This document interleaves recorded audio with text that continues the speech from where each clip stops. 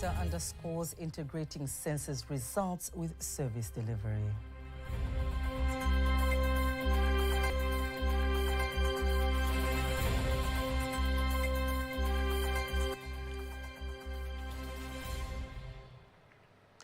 Good evening, I am Kanki Mwaigomole. You can also follow us live via our YouTube channel, TBC Online, and get all the latest news through our Instagram, Facebook, and Twitter pages at TBC Online.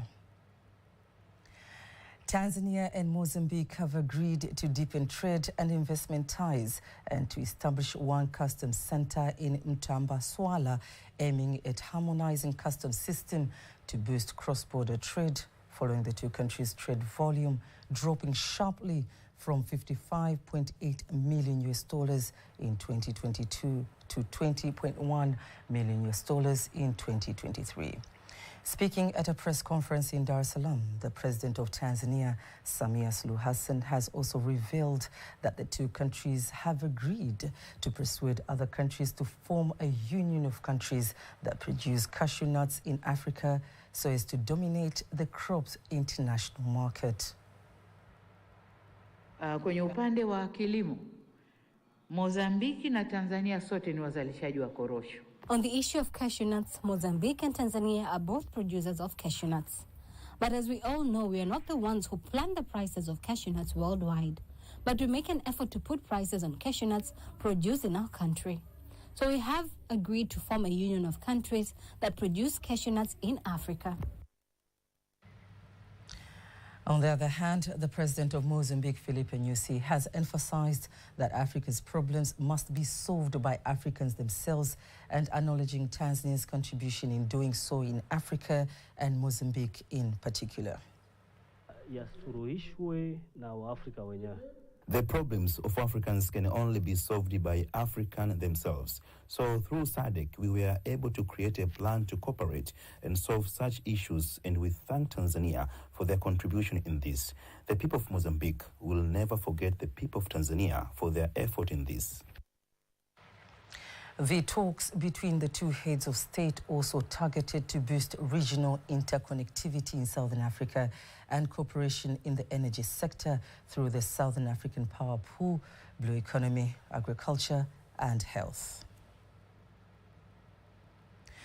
In other news, the Prime Minister Kassim Majaliwa says the findings of the housing and population census data should reach all executives responsible for policies and plans implementations at the regional to the council level, directing all those responsible to meet and reflect on the best way in which the findings can be used to change the people's living conditions, as well as boosting investment. He gave the directive today while speaking to government leaders, citizens, and various stakeholders who attended the opening of the 2022 Population Housing Census Findings Training involving all districts of Lindi region. Tunataka sisi matokeo haya yawafikie watendaji na walengwa wote katika ngazi ya mkoa na halmashauri zetu. These results should be reached to all the government officials and citizens at the region level. Our councils should make decisions in planning the existing budgets in their areas. Planned development projects for the citizens should be reached, but also to be educated and motivated. We want to see the sectorial development plans sustaining. The distribution and training of the results of the census should be the permanent agenda in our country at the moment. All executives make sure that you carry these results for the sake of implementation in your areas. The Prime Minister has insisted that the training should be done in other regions as well and should be a permanent agenda in all official regional and council level meetings. All the leaders and citizens have a reason to recognize the contribution of the census. The development of our country is given power by the census. Honorable councillors are the ones who plan development in our councils, and each one should become a representative in his ward area. Use these statistics to plan development plans in your areas. There are private sectors that use these statistics to invest in development activities. We have explained several times about the importance of census results, not only in Tanzania, but all over the world. The census is the basis for making decisions to formulate policies for development plans. I would like you to know that the intensive use of census results is a very important thing. Statistics are important in obtaining reality in the allocation of resources and distribution of development services. The correct use of census data in various sectors such as health, education, agriculture, industry and others, considering how children, women, youth, the elderly, people with disabilities and other groups at risk of being left behind, is part of the implementation of the theme of the census, which emphasizes on integrated planning for sustainable development.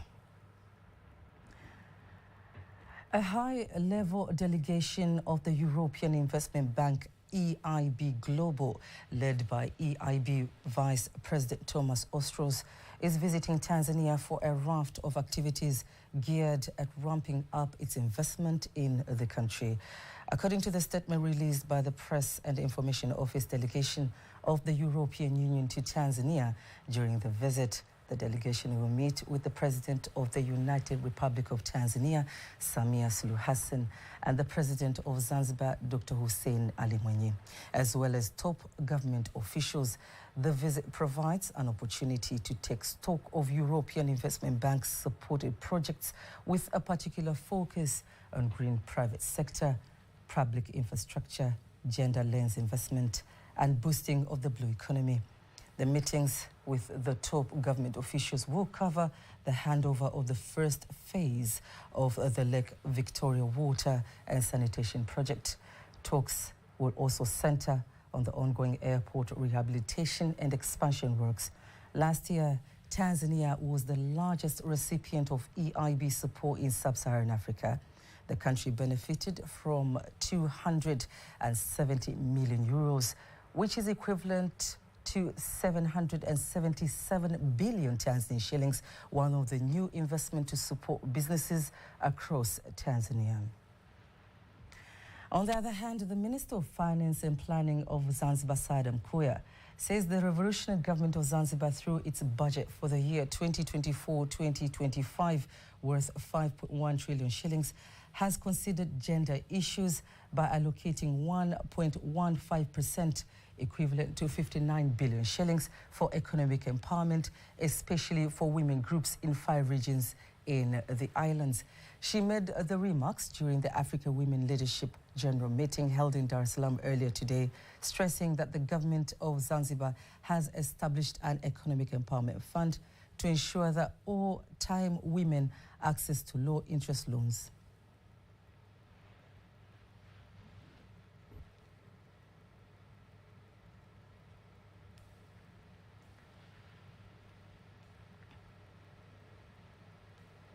Asilimia 59 ya wanawake tayari wameshapata mikopo. 59% of women have already been given small loans that will help them to conduct business. In order to support the President's vision of ensuring that women get access to clean cooking energy, in Zanzibar we have eliminated VAT on gas. In the past, we used to charge 15%. Our government is offering loans. We use the 4-4-2 modality. 4% for the youth, 4% for the women, and 2% goes to special needs group. So the percentage given to women is for empowering them. Stand as UN Women, and of course as part of the UN system, to re-echo our commitment and encourage and really support the commitment makers to deliver on the commitments on the work that has not been yet finished. And from here we look at areas like, addressing gender-based violence, issues of increasing women's access to finance, even at the rural areas, looking at issues of having women in political leadership. We are coordinating the Ministry of Energy to ensure that electricity reaches rural areas, Ministry of Information and Communication Technology to ensure that everyone gets communication services so that women can also be able to get online banking services. The government of Zanzibar has abolished the 15% VAT on each gas cylinder imported into Zanzibar and removed the excess duty tax of 114 shillings per kilogram of cooking gas to encourage the use of clean energy, where the government will control the price of the commodity. Meanwhile, the Minister of State, President's Office, Planning and Investment, Professor Kitila Mkumbo, has assured 26 companies from the Xinhua province in China planning to invest in the manufacturing industry of a conducive environment for investment. Professor Kitila made the assurance while opening a conference that brought together Tanzanian businessmen and the Chinese investors, aiming of showcasing investment opportunities available in Tanzania to attract more investors from China. So we won't be alone. There are already several companies which are doing their businesses here. So for sure, on behalf of the government, on behalf of our president, we welcome you to come live and do business in Tanzania, international agreement. And above all, we have very firm relationship. Furthermore, the Deputy Minister of Industry and Trade, Exo Kigahe, elaborates the significance of the investment in creating employment opportunities for Tanzanians, or the chairman of the Chinese Chamber of Commerce, Jenson Wang, elaborates how the investment will increase trade between the two countries. To work with the Chinese government and investors to further make the business environment in Tanzania more attractive. Together, we can make it even more better with the Tanzania private sector to make our friendship more viable with the mutual benefits by creating more jobs to Tanzania. All the advantages of Tanzania, it can attract a lot of Chinese investment into the country. And we always speak on behalf of the Chinese Enterprises Association that Tanzania is one of the best business destination in Africa. The conference has been accompanied by the signing of a memorandum of understanding between Tanzanian businessmen who studied in China and the Chinese investors. The Deputy Coordinator of the Higher Education for Economic Transformation HEAT project at the University of Dar es Salaam, Dr. Liberato Haule, says relevant training to various committees assigned various responsibilities on the project is critical.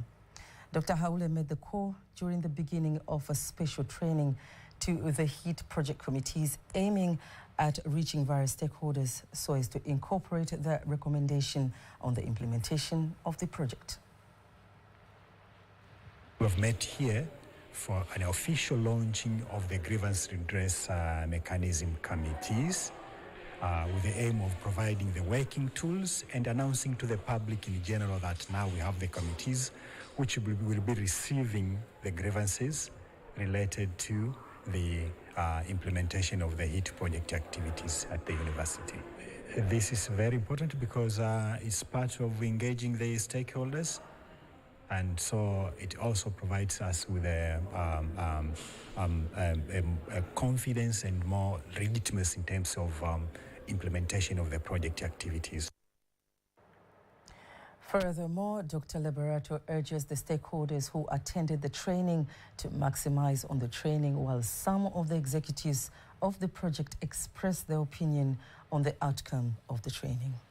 Them to first of all, they should understand that they have this very important role. They've been trusted to work on behalf of the bigger university side in terms of for them receiving the grievances and processing and communicating to the authorities for working on those grievances. So we want them to remain committed and work based on the principle. Doing this in order to protect project harm, particularly on matters related to agenda-based violence, on sexual harassment issues. You understand, once you have people empowered economically around the project areas, there are possibilities for various consequences, particularly child marriage, early marriage, early pregnancies. So in order for us to protect peoples around the project sites, to protect our staff, to protect our students from harm that may be caused by economic empowerment around project sites. The importance of having these committees is to ensure that Stakeholders are taken on board in the design and implementation of the project. The chairman of the Tanzania Economic Society, EST, Godfrey Mwambe, urges the government to involve the community in conducting economic research and analysis so as to design relevant and applicable policies that will benefit the people. He made the call in Dar es Salaam while addressing journalists on the general meeting organized by the association, which aims to discuss the state of the economy and determine conduct and direction of the institute, as well as conducting an election for the association.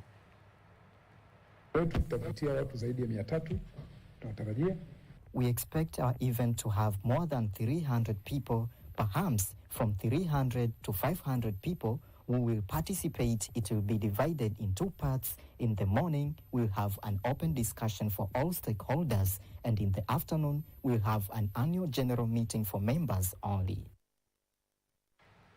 The Tanzania Economic Society EST's general meeting is expected to be held from July the 12th to July the 13th in Dar es Salaam, involving academicians, public and private institutions, and the Vice President, Dr. Philip Mpango, is expected to officiate the conference.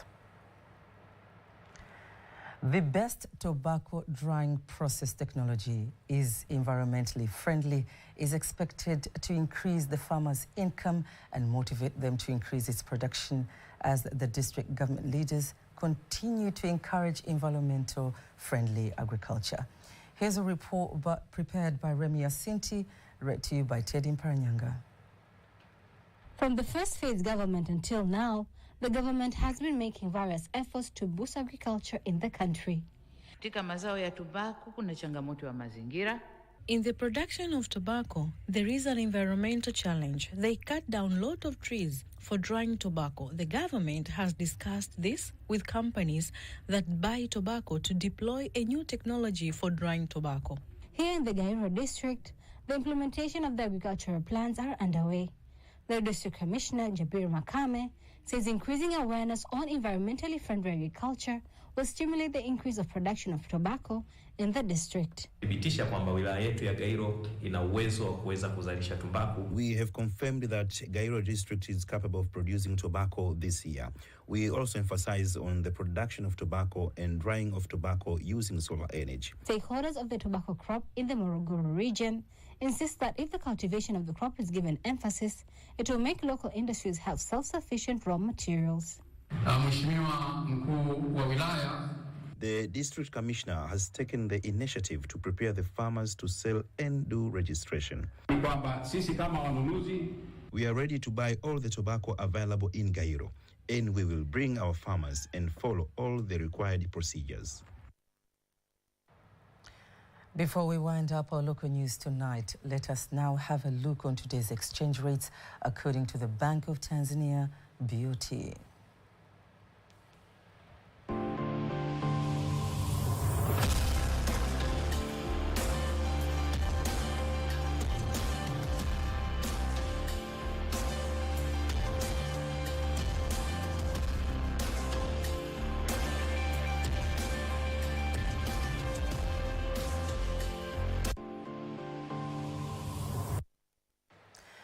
Don't miss TBC News every weekday. Sports news is up next.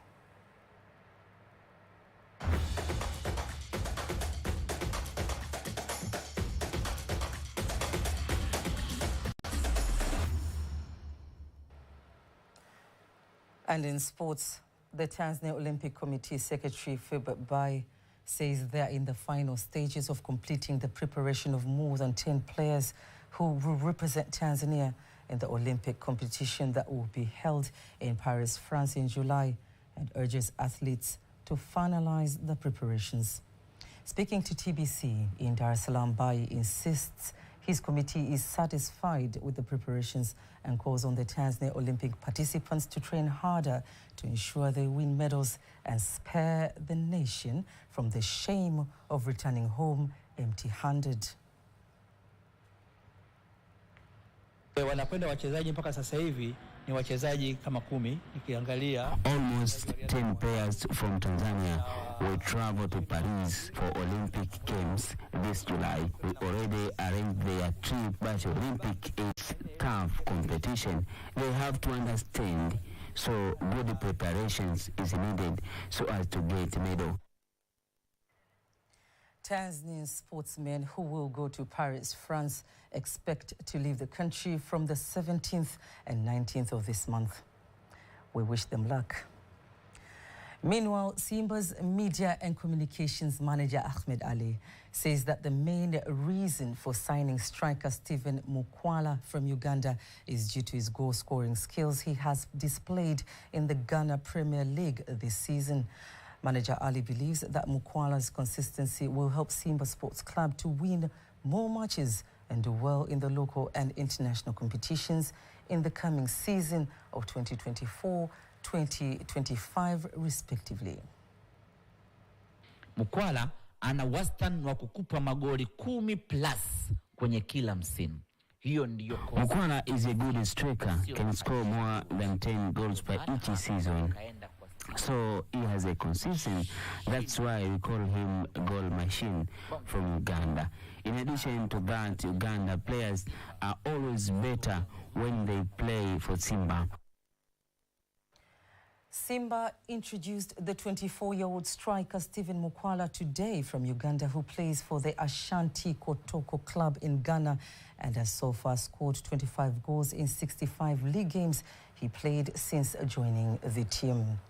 Meanwhile, the Ministry of Health, President's Office, Regional Administration and Local Government, in collaboration with the United States Government, USAID and PEPFAR through the Breakthrough Action Project, say they will use Ndondo Cup competition this season to promote health services, especially HIV and vaccination services.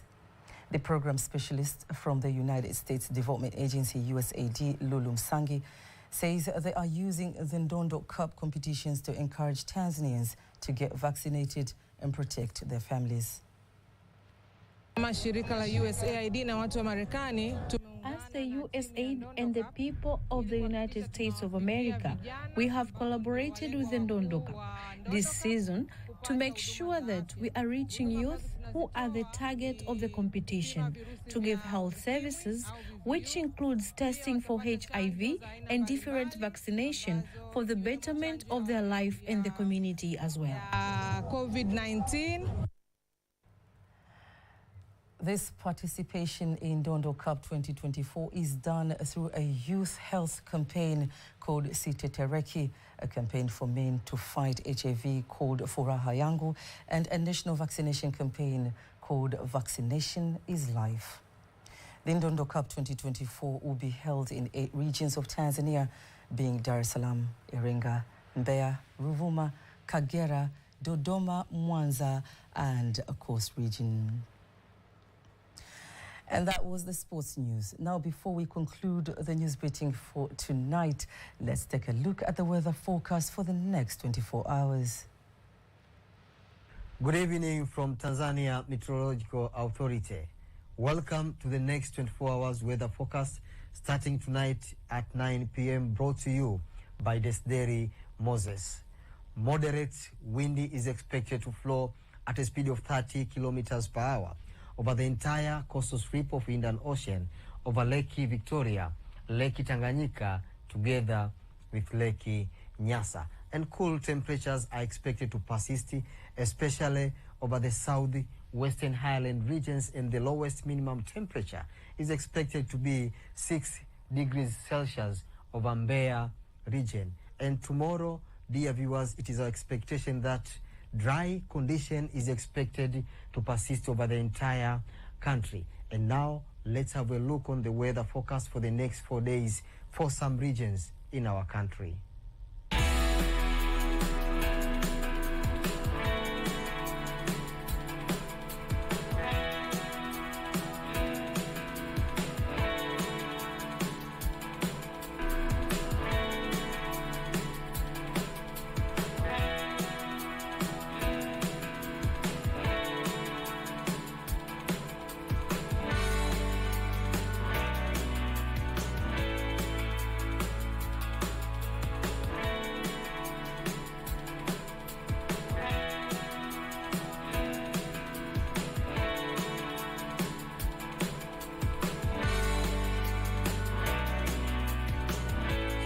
from Tanzania Meteorological Authority.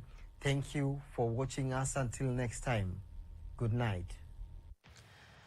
And that marks the end of the news bulletin for tonight. Don't miss our next bulletin in Kiswahili at 11 p.m. On behalf of the whole team, I am Kanki Mwaigomole. Good night.